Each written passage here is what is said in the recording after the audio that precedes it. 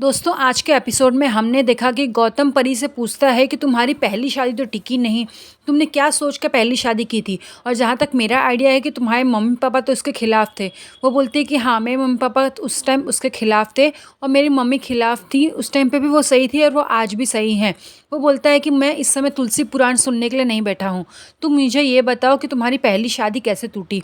वो बोलती है कि मैं रणविजय से बहुत प्यार करती थी, इसलिए मैंने उस टाइम पे अजय पर झूठा इल्ज़ाम लगाया था। ये बात सच है, लेकिन आज रणविजय मुझे बहुत ज़्यादा परेशान करता है, इसलिए मैं यहाँ पर खड़ी हूँ।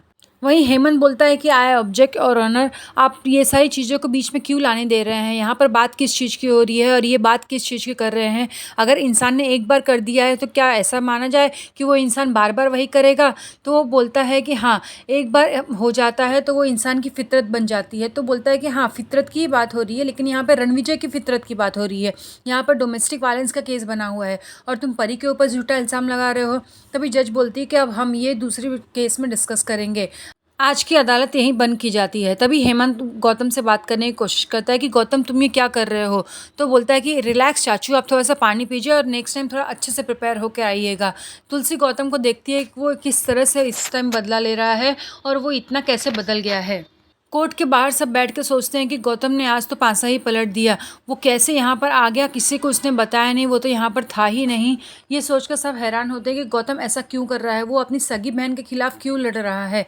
तभी हेमंत बोलता है कि मेरे भैया आपको क्या लगता है कि उसने ये केस लिया है तो उसे सब कुछ नहीं पता होगा, उसे रणविजय के बारे में नहीं पता होगा। उसे सब कुछ पता है, लेकिन वो इस समय परी के खिलाफ नहीं आप दोनों के खिलाफ लड़ रहा है। शायद आपने उसकी दलीलें नहीं सुनी। वो सिर्फ परी को नहीं आप दोनों को टारगेट कर रहा था, आपको और तुलसी भाभी को टारगेट कर रहा था। तभी नोएना तुलसी को ताने मारना शुरू कर देती है। बोलती है तुलसी तुम्हें कैसे नहीं पता चला कि तुम्हारा बेटा यहाँ पर है, तुम्हें कैसे नहीं पता चला कि तुम्हारे बेटे के साथ में क्या हो रहा है। वहाँ करण के साथ में कुछ भी होता है तो तुम्हें सब कुछ पता चल जाता है नंदिनी से, लेकिन तुम्हारा अपना सगा बेटा आज यहाँ मुंबई में है, अपने देश में है, लेकिन तुम्हें उसके बारे में नहीं पता। तुम्हें कैसे नहीं पता कि वो एक केस लड़ने वाला है। एक्चुअली तुम्हारे इतने सारे बच्चे हैं ना कि तुम्हें ध्यान ही नहीं रहा होगा। तुम्हारी तो एक क्रिकेट टीम इतनी बन गई है। तो बोलती है अरे सॉरी मैंने क्रिकेट टीम बोल दिया है, लेकिन मैं सच में ये कहना चाहती हूँ कि इतने सारे बच्चे हैं ना, इसलिए तुम पता ही नहीं लगा पा रही हो कि किस पे ध्यान देना चाहिए। तभी हेमंत बोलता है कि इसमें तुलसी भाभी की क्या गलती है। तभी तुलसी बोलती है कि तुमने सही समय चुना है नोएना, लेकिन तुमने टाइम गलत चुना है। तुम जो कुछ करने की कोशिश कर रही हो मैं बहुत अच्छी तरीके से समझ रही हूँ, लेकिन अभी फ़िलहाल मैं अपने 2 बच्चों के ऊपर ध्यान दे दूँ। जिन बच्चों का मुझे प्यार मिला है वो बहुत बड़ी बात है, और ये सिर्फ वही इंसान समझ पाता है जिसके पास में बच्चे हों और उन्हें बच्चों का प्यार मिला हो। हाँ है मेरे पास बहुत सारे बच्चे, कुछ अपने हैं, कुछ अडॉप्टेड हैं, कुछ प्यार से बनाए हुए हैं, लेकिन मैं खुश हूँ उनकी माँ बनकर। अब मुझे मेरे 2 बच्चों के ऊपर ध्यान देने दोगी तुम, एक जो अपने गलत साथी के लिए लड़ रहा है और एक जो दूसरे के साथ में गलत खड़ा है।